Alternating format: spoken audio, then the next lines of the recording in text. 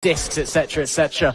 These things are hard, and getting to the end of one is a monumental achievement, be that 3 hours, be that 5 and a bit hours at Donington, or be that 12 hours in a couple of months' time when we head to Anglesey International for our marquee endurance event, our biggest ever No Limits Racing endurance, the 12 hours of Anglesey International, and we can't wait for that one. But yeah, to take the checkered flag in a Biker Lawyers No Limits endurance race is an achievement, and I'm sure that is exactly what Pack Racing are trying to do as they continue to build and learn round after round, race after race, and continue to push their way through.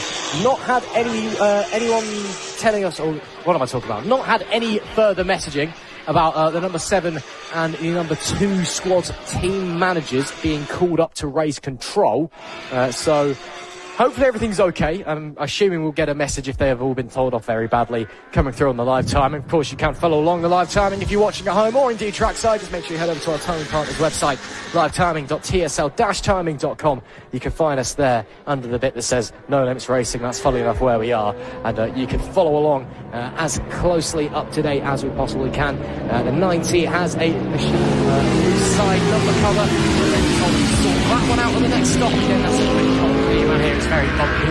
Things work their way loose just as long as you can get that sorted for the next workout. The next time you go out, you're all good to go. A bit of a 4-bike train going on here as they're all negotiating their way around at each other. Almost 3 wide down into complex number 1. That's a bit brave at this phase of the race, but all making their way through very cleanly. And, yeah, very tight racing. Again, most of these not for position. In fact, I don't think any of them are for position, and no, they aren't. They're all just kind of tripping over each other as they're out there doing their own thing. But again, you see other bikes on track, you're still going to try and race them, aren't you?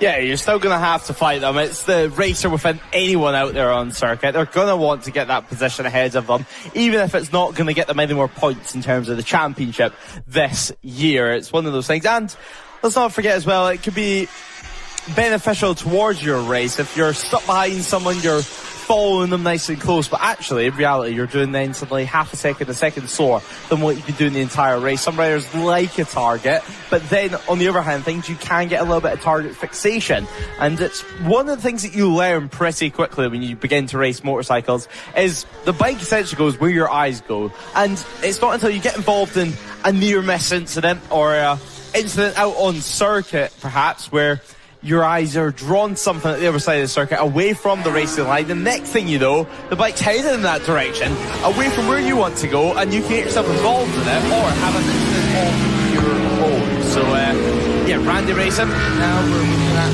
on screen, back on the R6. I mean, Nicholas Round, he was incredibly tired. He said he was going to